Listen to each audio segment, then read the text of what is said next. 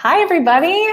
Thank you so much for joining us today. My name is Megan, and I'm the manager of Two Bright Lights. We're going to start in just a couple seconds, but in the meantime, if you want to throw into the chat where you're joining us from, we would love to hear. We'll give it just a couple seconds for everybody to finish joining. So I am actually based in New York, where it is a beautiful day, kind of. It's sunny, but it's supposed to get a little gross later, so hopefully the weather holds off. Great. Oh, hi, Liz. Awesome. So yeah, just throw in the chat where you're from, and we'll be starting in just a second.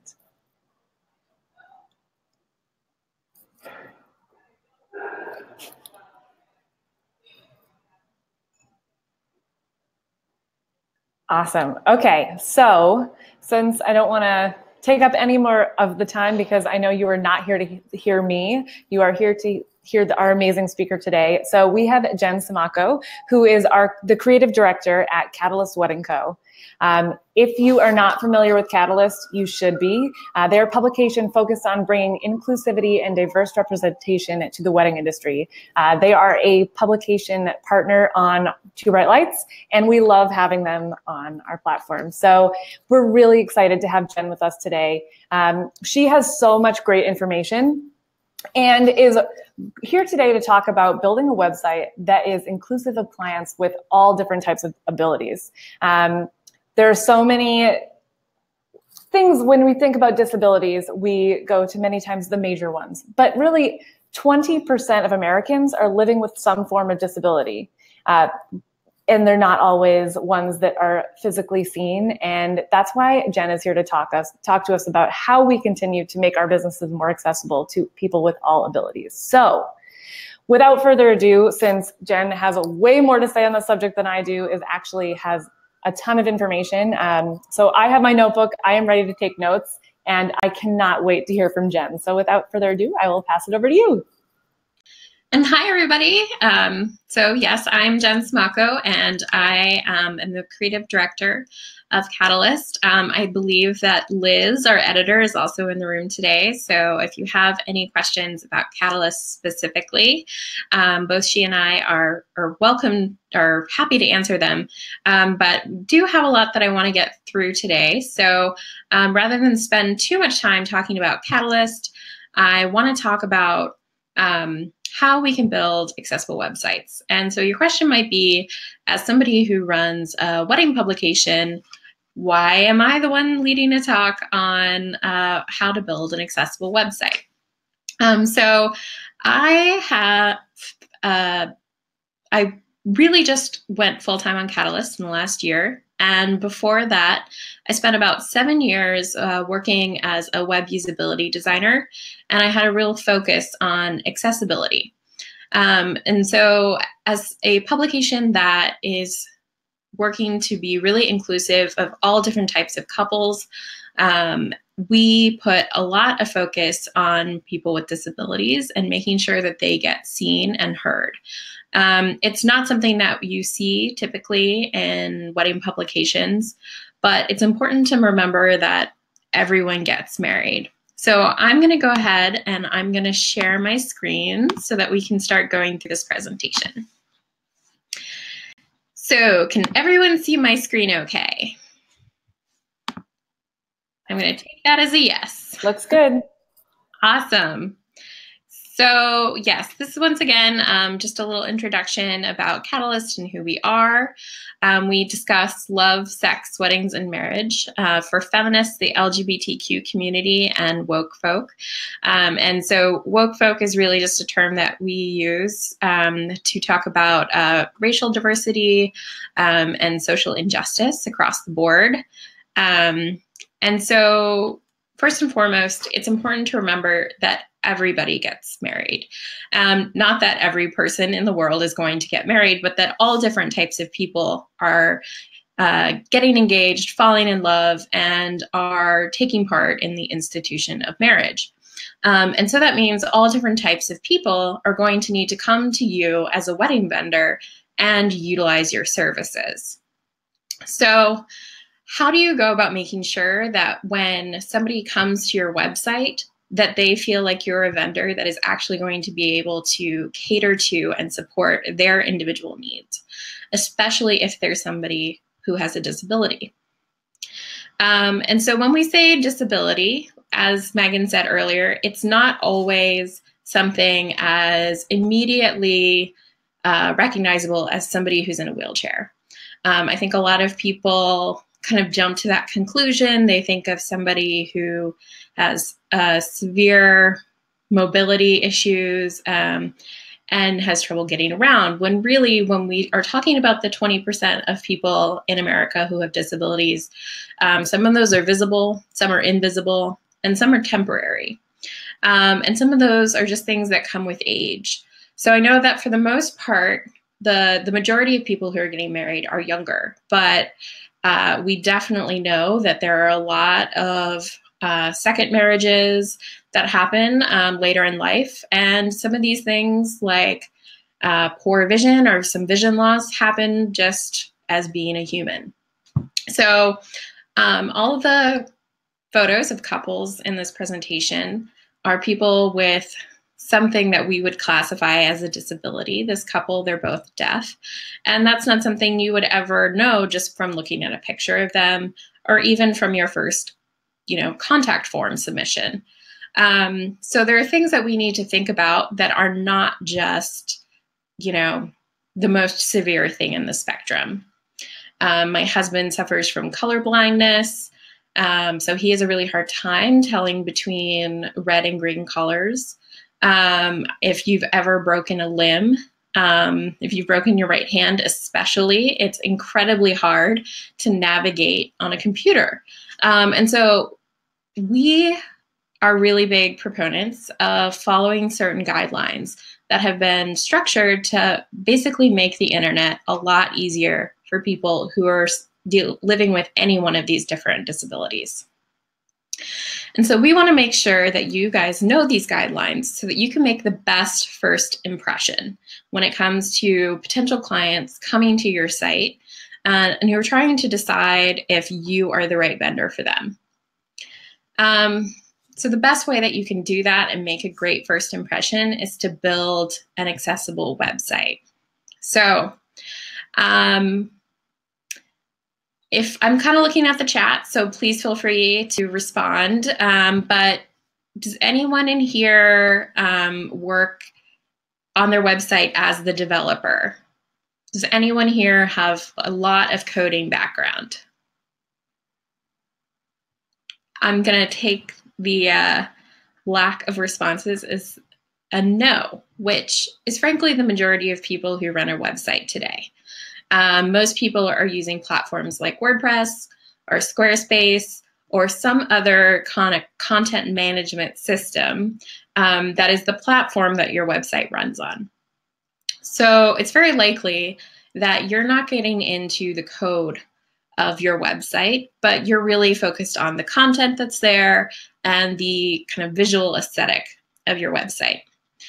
So these two paragraphs that I've listed here, the World Wide Web Consortium is an organization that is kind of internationally recognized as setting up standards for the internet.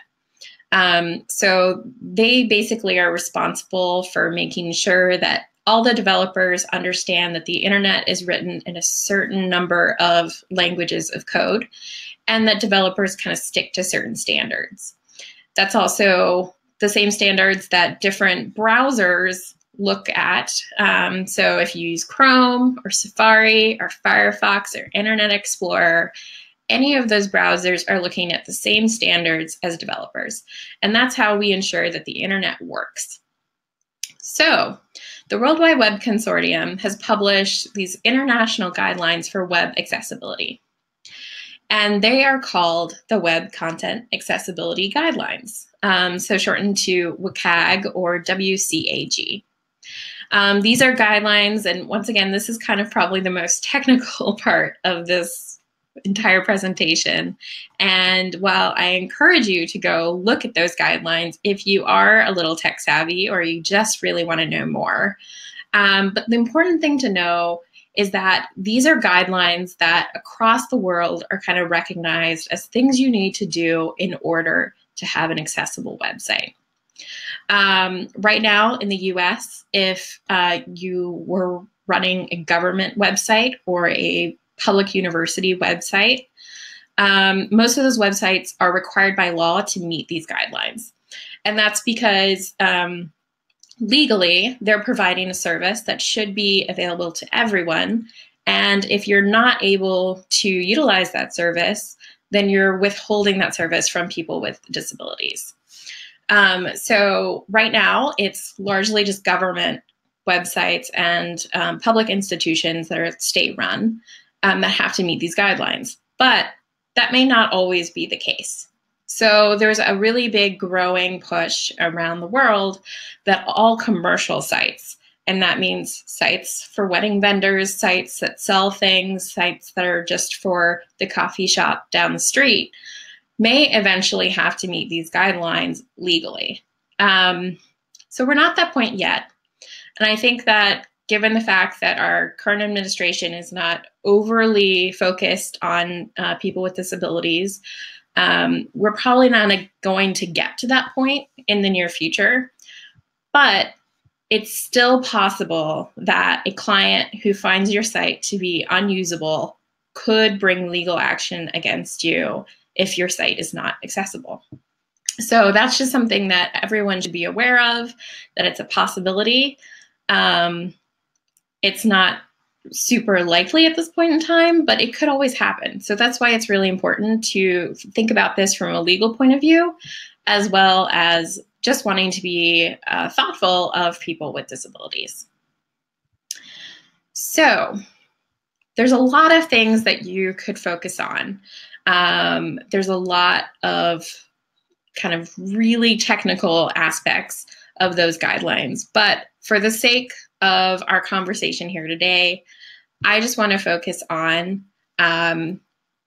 this outline that Facebook created, which is really fantastic. So there's the link in here from Facebook, and they created this thing called HIKE. It's an acronym that stands for Headings, Images, Keyboard, and Extra Love. Extra Love is kind of a cop-out so that they could get it to spell hike, but we'll get there. So this is something that I think is really easy to remember, and that anyone who is working on the content of their website should be able to think about these things, even if they don't have a lot of technical know-how. So first and foremost, HIKE, the H stands for Headings and Semantic Markup. So semantic markup is just, it's a little bit of a technical term, but it means that all of the content of your site is structured in some way. So if you look at your blog post, you have the title of your blog post, you have the date and time stamp for when that blog post was published, you have the paragraphs within your blog post. All of those different things have a different piece of code associated with them in the kind of HTML of the page. So every website is made up of two different front-end components. The HTML is the content. So it's all the words of your page, and there is code around it to say, okay, this is the title, this is the date and time stamp, this is an image, and then there's the CSS. CSS stands for Cascading Style Sheets, and that is the code that basically says titles should look like this. So it looks at each of the different elements in your HTML, and it says, okay, it should be this font, so it should be Arial, or it should be Times New Roman, and it says it should be this size and it should be this color. So the CSS and the HTML are two separate pieces of code that kind of work together to give you what you see on your web page. So when you are creating content, it's really important that you use the different headings and bulleted lists and all the things that help kind of distinguish the different pieces of content, so that not only can the CSS apply the styles correctly, but that somebody who is only looking at your content without those styles can still kind of tell what's going on. So, for example, this is a screenshot of editing a post in Squarespace. So there's an area here for the title. There's an area here where you can type out the words for your post. And many of you have probably seen this kind of drop down either in Squarespace or WordPress. But it allows you to say, do you want this text to be normal? Do you want it to be a heading 1, a heading 2, a heading 3? And so for most platforms, the title is going to be defaulting to be a heading 1. Or the way that this is kind of denoted in HTML is it's called an H1. And you might see it inside little caret brackets. If you ever look at the code, it'll say H1. And any of the text that follows that within those brackets is going to be your title. So when you look at different heading levels, it's really important that you are actually utilizing this dropdown and picking the right heading levels when you're going through and you're creating your content. So heading levels, it's really great to think about it like a Word document outline. You're going to start with a heading 1, and then sub to that would be a heading 2, and then sub to that would be a heading 3, and then you might jump back up to a heading 2, but you're not going to be jumping from a heading 1 to a heading 3 to a heading 6, and then back to a heading 2. It's a hierarchy of content, and you should definitely always think about the content on your page as some sort of hierarchy. So the title of your page is the most important thing, and everything underneath it needs to come back to what is this page about in the title. So it's really important to actually use those header levels and not just say, okay, I can kind of make this font look more important if I bold it. The thing is here, when somebody who is using a screen reader, which is a piece of software that if you are not able to actually read the content on the page, so presumably someone with really poor vision or someone who might be completely blind, they're probably utilizing a piece of software that is going to read the text of your page out loud to them. And we say that this is, when you think about this, it's like someone who's completely blind. Okay, you might think to yourself, they're never really going to be using my website. Well, it's really not just for them.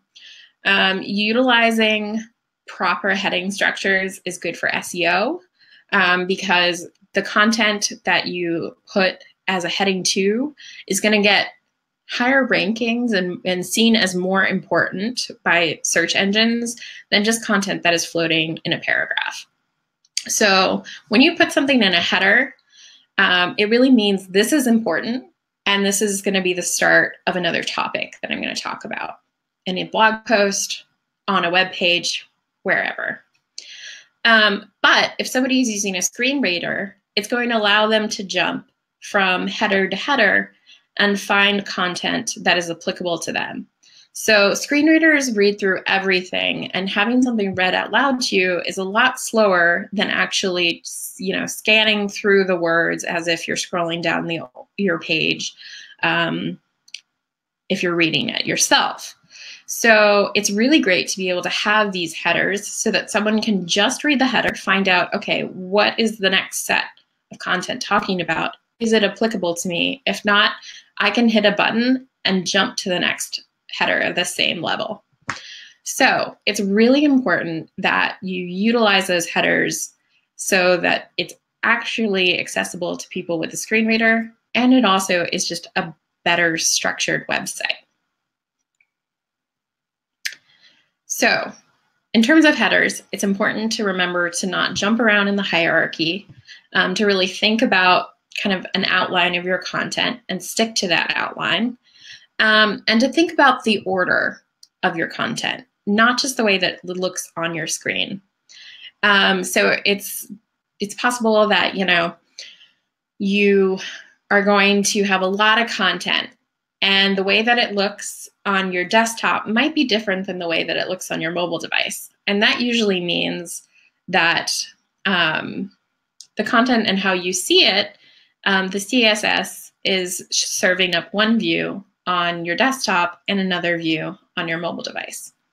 So a really great way to look at how your content is ordered and to make sure that your headings and all of that look good is to look at your site without CSS turned on. So there's a great Chrome extension. I love using Chrome as my browser. And it doesn't require that you have a whole lot of technical knowledge to use this extension. But if you download the Chrome extension, and then it's going to add this kind of little settings type wheel to your browser header. And if you click on that and you click on CSS, there is an option to disable all styles. And so what that's going to do is it's going to essentially just turn off your CSS file. And so you probably are never going to touch your CSS. But if you use something like Squarespace to set up, okay, what's the background color going to be? What font am I going to use? What colors am I going to use? You're telling that to Squarespace, and then Squarespace is writing it to a CSS file. So if you say disable all styles, you'll be able to see what your website looks like without any of the colors or the fonts. And that's really what somebody with a screen reader is going to be utilizing when they kind of go through the site. They don't care what fonts you're using because they can't see them. They care about the content. So it's important that your content makes sense to a user with or without styles. So this is a screenshot of what a blog post from yesterday looks like on our site with the styles turned on. You can see we've got, it's kind of a maroon color, the font's really big, the publication date is smaller, but if we turn off styles, the title is still getting special treatment because it is written as a heading 1. And all the other HTML markup knows that, okay, this is not as important information, so it's not going to look as important as the title. So as long as you're using those headers, heading levels in the dropdown, and you are using things like bulleted lists and actually using the tab for bulleted lists and the tab for numbered list, things are going to look really great and make sense to people even without the styles. So, any questions on headings before I jump into the next piece, which is images?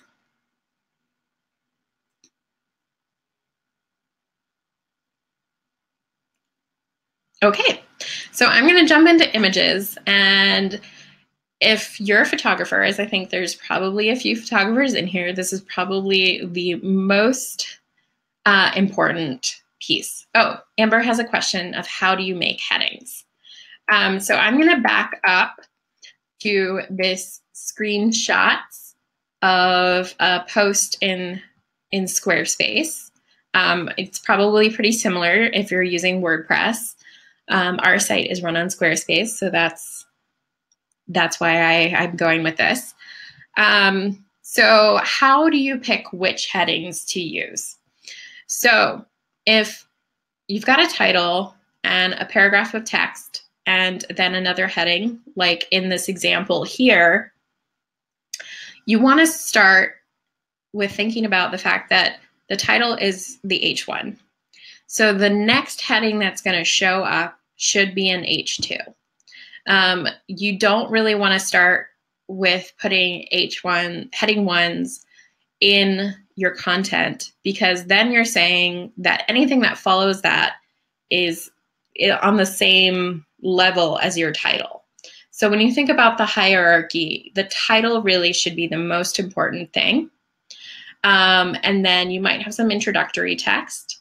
And then the next thing you would want would be an H2, a heading 2. And then you might have some more introductory text, and maybe a heading 3 would be nested under that heading 2, if you're thinking about it kind of as a tree.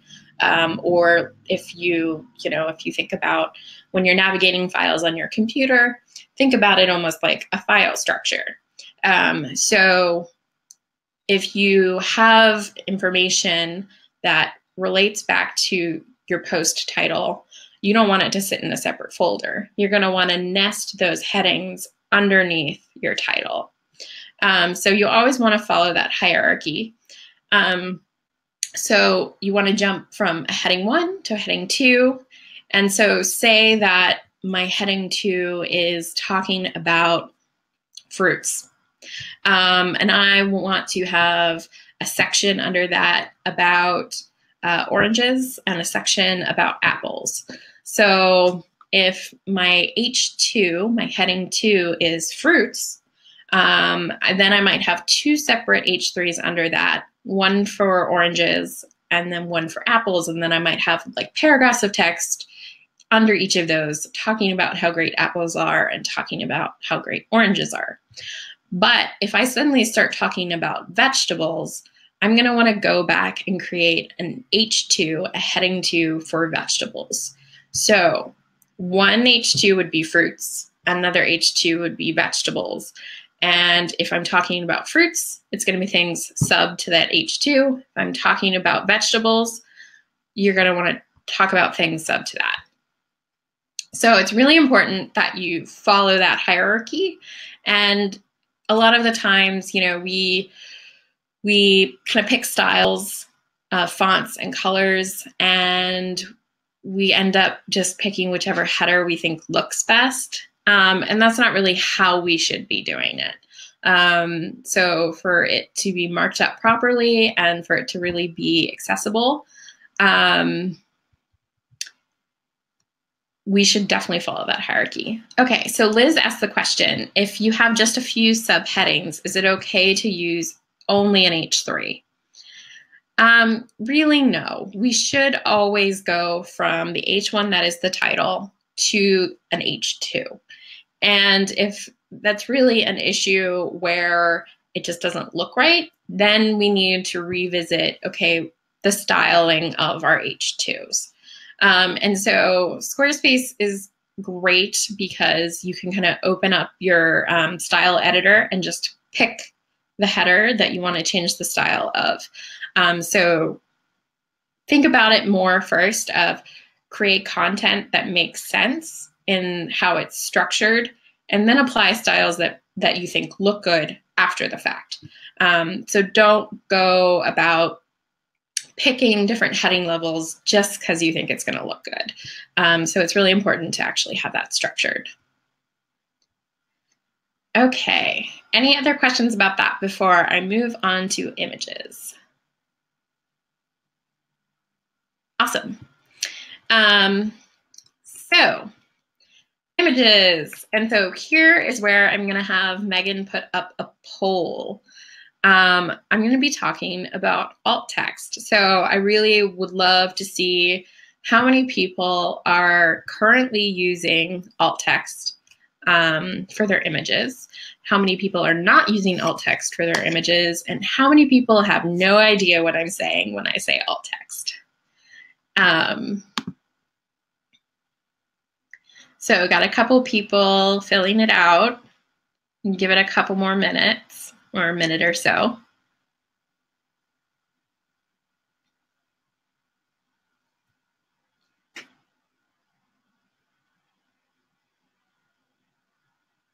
Okay.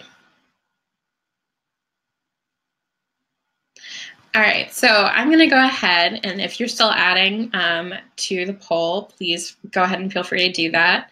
But I want to just talk about alt text and how important it is. So right now in the poll, it says about 50% of the people in the room are using alt text, which is great. That's a pretty high number. 20%, about 20% say, I'm not currently using it. And about 35% say, I have no idea what you're talking about, which is totally fine. That's why we're here.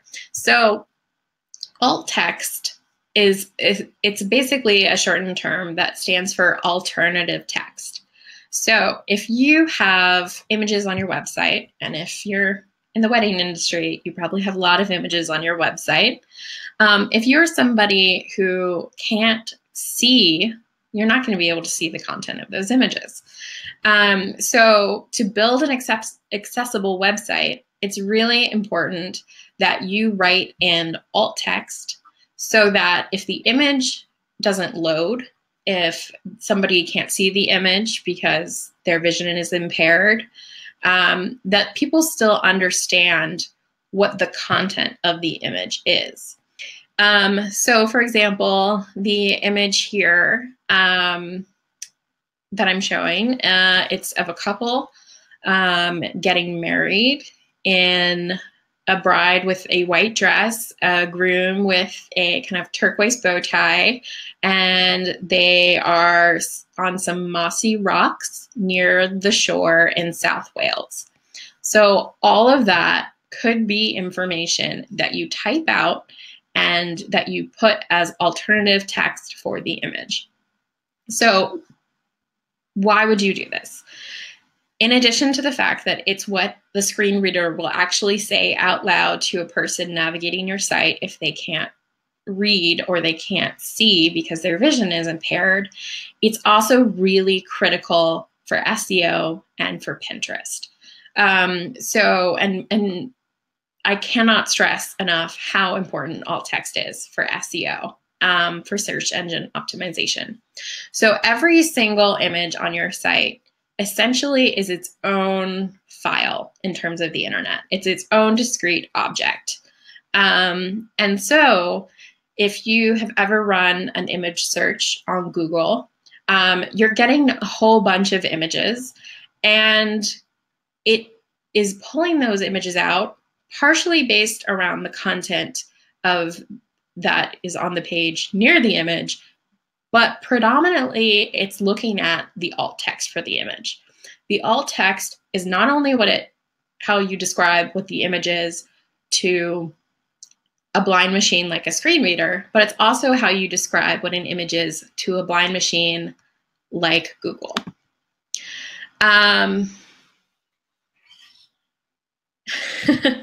Nova, you said, I'm not using it because I barely have time to blog. How can I do it faster? Is there a plugin? Oh, Nova, I wish there was. Right now, I don't think that there is a good one. I will say, though, that Google is working very hard to actually be able to look at an image and decipher what's in it and to come up with a description on its own. So right now you have to do it by hand, and you have to go in and you have to type alt text for each image. So where do you do that? So right now, if you are using Squarespace and you add an image, there's a place underneath the image to write a caption, which is a little misleading because that's actually the alt text. So anything that you put in as the caption is the alt text that's getting added to the image. And then when that image shows up in a Google search result, it is kind of using that alt text to tell Google what that image is of. So I really encourage people to write a caption that makes sense for what the image is of, and you can hide it. So under the design tab in for images in Squarespace, you have the ability to kind of hide it. Janelle, you ask, is it the same as an image description? If you're using WordPress, it is not the same. There should be a field for image description, and then there should be a field for alt text. In WordPress, there is a specific alt text field. And so in WordPress, you've got to fill it in that alt text field. If you guys are using some other platform, please feel free to reach out to me at jen@catalystwebcode.com, and we can figure out exactly where you need to be plugging in this information. But I know for WordPress, there's a specific field when you're adding an image for alt text, and in Squarespace, they're called captions. But you can hide the captions for Squarespace. Unfortunately, if you like captions to, put a photo credit or anything like that, it's really not great because you kind of have to choose either or. You're either using it as a caption and you're describing the image and you're using it as alt text. Or if you just kind of put a photo credit in, then you can't really add alt text somewhere else. So definitely can't stress enough how much you, especially if you're a photographer, should be utilizing this as a way to kind of indicate what is in that image. And so you should also think about the fact that the alt text you write should be understandable to a human. So if you're writing it for Google, you might think, okay, well, I'll just put a bunch of keywords in here. That's all that really matters, right? So I'll put groom, bride, wedding, suit, South Wales, turquoise bow tie. If you list off keywords like that in your alt text, not only is it not going to make sense to somebody who has a disability and is trying to actually understand the content of your image, it's also potentially going to hurt you when it comes to SEO. So Google is smart. They are used to people trying to game the system by throwing in a bunch of keywords just to get their rankings up.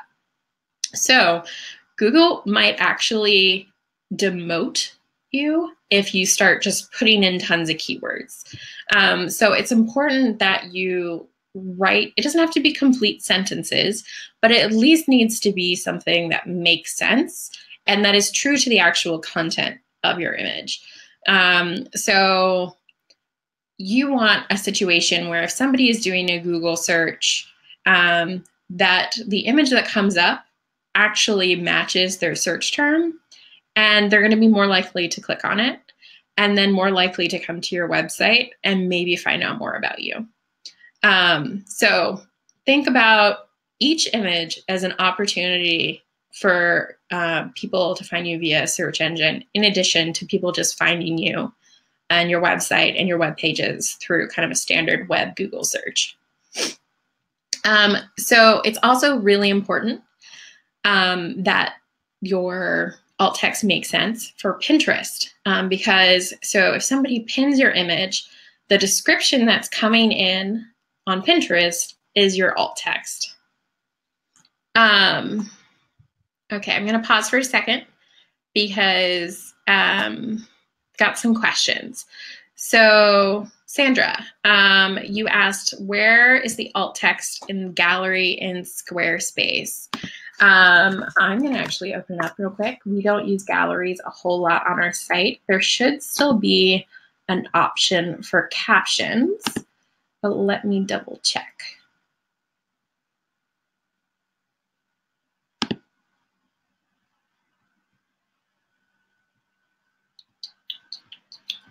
Sorry, bear with me, guys. I really would love to answer this question because I'm sure it's going to come up again.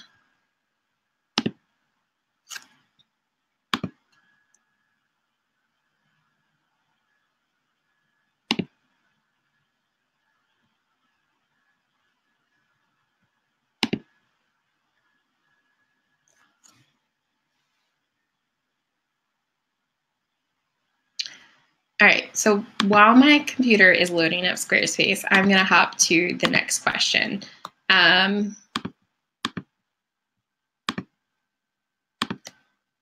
And Sandra, I will come back to you on that.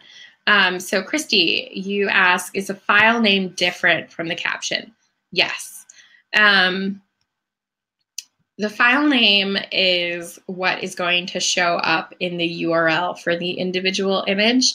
It is important that you use real words there as well, because it does have some impact on SEO. But in terms of accessibility, it's not typically, the screen reader isn't typically going to read your file name. It's going to read your alt text. So for accessibility purposes, the alt text is what is really important. And then for SEO, you want to write a file name that actually has to do with your image. So what you don't want is a file name that is just a random string of letters and numbers. And I think that if you don't put anything in there, Squarespace will kind of default to that. It'll just be a random string of letters and numbers. So I would definitely say write file names that make sense, but it doesn't replace your alt text. So looks like you are correct, Sandra, in that there isn't a place to add a caption. There's just the image title and the image description. And I would say definitely fill those out if you're using a gallery. And I will have to do a little bit of investigating with where we go in terms of alt text for galleries.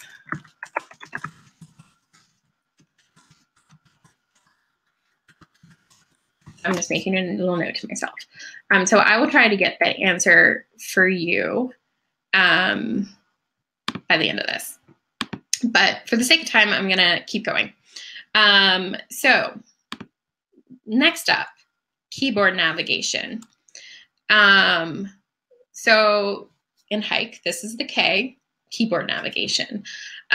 So when we're looking at people who have really limited mobility, there are a lot of different tools that people have in order to be able to navigate the internet.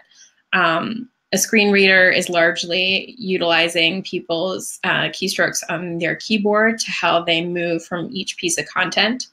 But even if you have perfect vision, but if you have mobility issues with your hands and you're not able to use a mouse or a keyboard, it's really important that you're able to use simple keystrokes to navigate through a site.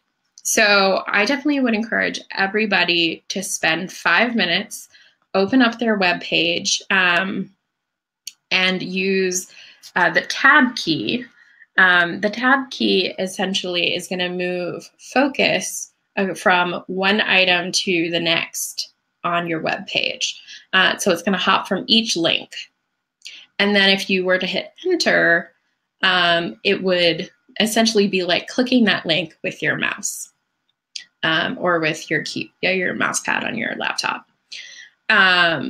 So those two things, if you can navigate your site with tabbing and getting to the link you want, and it doesn't take you forever, then you've got a pretty well-structured site. But think about the fact that essentially the order of things that you go through if you're tabbing through your site is the order of things that somebody who has to go through if they have poor mobility, or if they're using a screen reader, it's going to go through that order.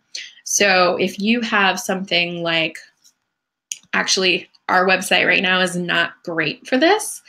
So on our website, and I'm going to pop back up to the screenshot of our homepage here. We have this rotator here at the top, where we kind of scroll through the most recent wedding features of real couples, weddings, engagements, etc. And there in the kind of top right-hand corner is the left to right button. So we actually have on the homepage 30 recent features of Real Couples. And if you're tabbing through on your keyboard, it's going to tab through all 30 of those before it's done with this section and will allow you to move to the next section. So while this is not technically a problem with meeting accessibility guidelines, it could be really annoying to somebody who has to keep hitting that button 30 times before they can go to the next section of content. So once again, this is why it's really important that there are headers here, because they can jump from the Real Couples header to the next heading. But that'll help them from having to go through and tab through every single article. So that's something to think about when you're structuring your site content. Just think about how you can tab through and how easy or annoying it is to have to tab through all this content to get where you want to go. Okay, so I'm going back. Another hugely important thing is that your contact form and any forms on your site should be completely able to be filled out with just using your keyboard. So once again, if you can tab from field to field to field in your contact form and hit the enter key without ever having to use a mouse, then that's really good. We want to make sure that people can especially use your contact form to reach out to you, because if that's inaccessible to them, then that's going to be a really big problem. Okay, so we've got about 15 minutes left. So the last section here is E, which stands for acting with extra love, which really this part of the acronym drives me crazy because it's just another acronym within an acronym from Facebook. But here, the Act with Extra Love the acronym is ACT, and it stands for ARIA, Contrast, and Text. So unless you're a developer, you do not need to worry about what ARIA means. It's essentially a series of variables that developers can add to different pieces of content so that screen readers will treat them in a specific way. So it's this kind of whole other language that is really specific to accessibility. But for the most part, it's not something that any of you would have to worry about. So contrast and text size and font size are really important. So when we talked about you setting styles for your website and the different headers and the fonts and your background colors and all of that, you want to think about contrast. So going back to the comment I made earlier about how my husband has color blindness, there are also people who have complete color blindness, not just red-green color blindness. There are people with low contrast vision.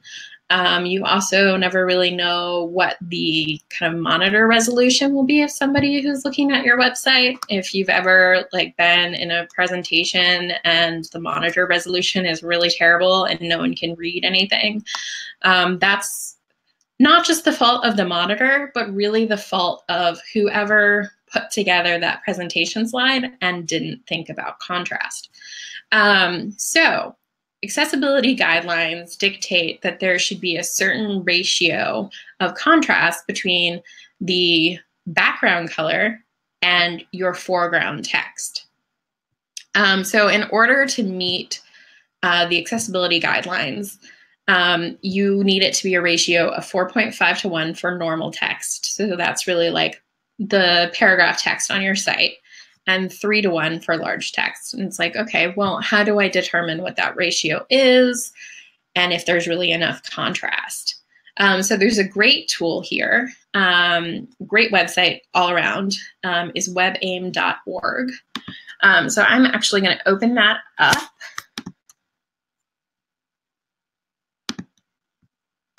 And I'm going to run a little contrast test for you guys.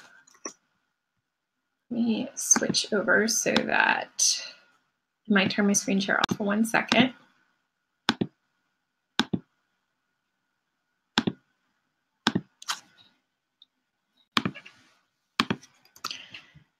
Okay. So Now something crazy is happening. Can you guys see, and Megan, I think maybe can you say yes if you guys can see the All web? good. Okay, cool. If I tab back over to the chat, then you guys get the like crazy never ending screen and it's terrible.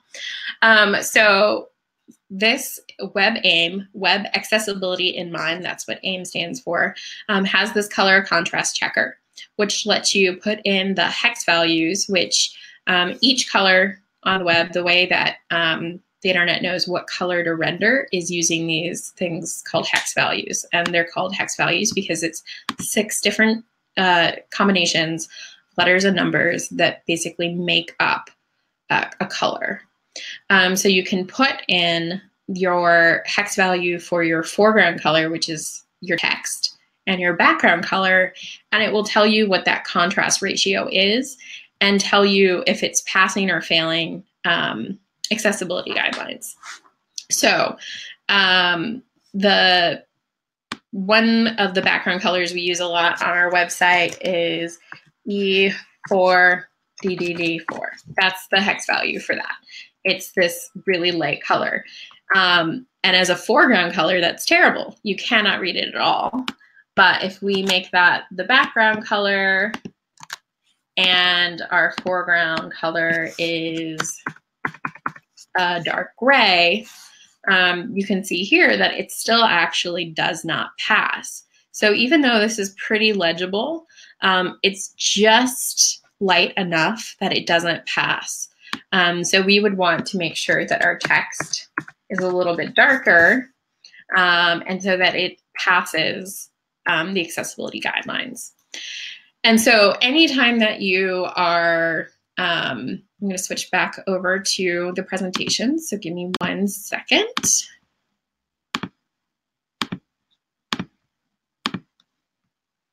So anytime that you are putting text on against a background color, or creating text colors at all, because you also don't want a really light gray or that kind of light brown color, light tan color against a white background, because it's not going to be legible. So when you're picking out the colors that you're going to use for your website, running a contrast test is really helpful, because then you can kind of say, okay, these colors have high enough contrast. You can pick the colors and then run with it, and you don't have to think about it again. But it's also important to think about what text size you're using and what font you're using when we talk about contrast. Because so while there is significant contrast in this top, can you read this with the white against the black? Obviously, as the background color gets lighter, it gets a lot harder to read. But when I switch to a font that all of the letters have a line that are the same thickness, it actually gets a little easier to read. So it's not just the color combination, but it's also the font that you're using. And the font here at the top, where the kind of the line of the N and the line of the U is really thin. If you have thin lines like that, it can be hard for people to read. So think about the thickness of each letter of your font. And consider that when you're also picking out what your fonts are going to be for your website and what the colors are going to be. So once again, going back to the guidelines here with the contrast, it's 4.5 for normal text, which is kind of the paragraph text of your site, but it's 3.1 for large text. So if you have a big header and the text is big and the font, has letters that are going to be wide enough, thick enough that somebody can actually read them really well, you don't need as much contrast. So it's kind of a combination of both your font size, and your color make up how readable something is. And so this is also really important for people with dyslexia as well. I have a really hard time where sometimes I switch letters back and forth and switch numbers back and forth. And if you are reading something that has low contrast, or the font just is not super legible, and you have dyslexia, it's going to make that a lot harder to read. So overall, it's just a really great idea to make sure you're thinking about contrast and font size. And then all the extras here. So we talked about readability. Also think about the size. I would typically say at this point, you don't want any font sizes that are smaller than 14 or 16. You want to try to keep them pretty big. And people are definitely trending towards bigger type online. Animated GIFs are fun, and videos are fun and great marketing tools. But once again, they can cause some issues. So anything that flashes or moves in order to meet accessibility guidelines needs to be something that somebody can stop or pause, because any kind of movement on the internet can actually cause seizures. So you want to be thoughtful of that when if you're creating, especially if you're a videographer and you've got videos that you want to show off on your website, just make sure that you are building in things where people can kind of pause them or stop them. Also, if you're using videos a lot, remember that once again, people might be able to see your video but not hear it. So subtitles are really important. And then also transcripts. Once again, if somebody is blind and deaf and they can't see or hear your video, they might be able, well, I guess the screen reader is not going to be great if you're blind and deaf, but you might want a transcript so that somebody can actually have a screen reader read it aloud to you as opposed to you watching the video. So those are some things just to consider. Still trying to figure out the alt text for the gallery blocks. That is a particular question. Okay, so Squarespace says, Sandra, that the image title in gallery blocks acts as the alt text. So not the description, which is kind of strange to me, but you want to use the title of the image in your galleries as the alt text. Rebecca, do not use auto subtitles. That's a very good point. Most auto subtitles are not going to accurately represent what you're trying to say, and you end up with some really ridiculous things. So write out your subtitles and be thoughtful about, what you emphasize in your subtitles. You don't need to include that an ambulance went by in the background, but just make sure you're focused on the content of your video. So I've talked a lot. I know we've got just like 2 minutes left.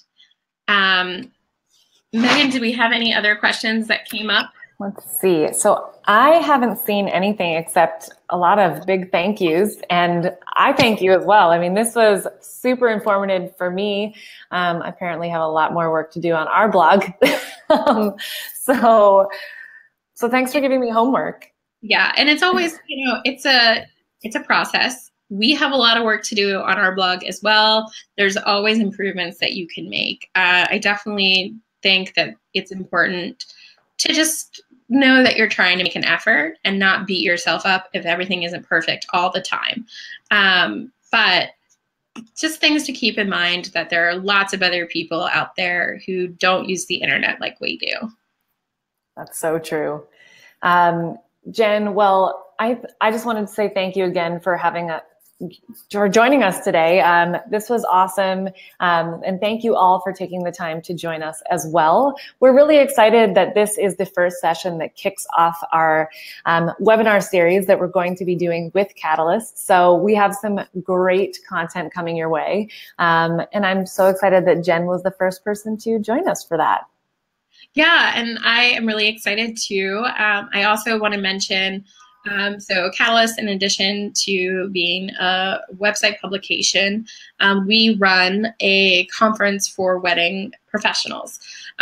So while the content isn't going to be specifically about accessibility today, we talk about a lot of different things, from how to make sure that your website is truly being inclusive of LGBTQ couples, how to make sure that you're thinking about racial diversity, and so that you're reaching the right people that you want to be reaching. And so this conference is called Unconvention.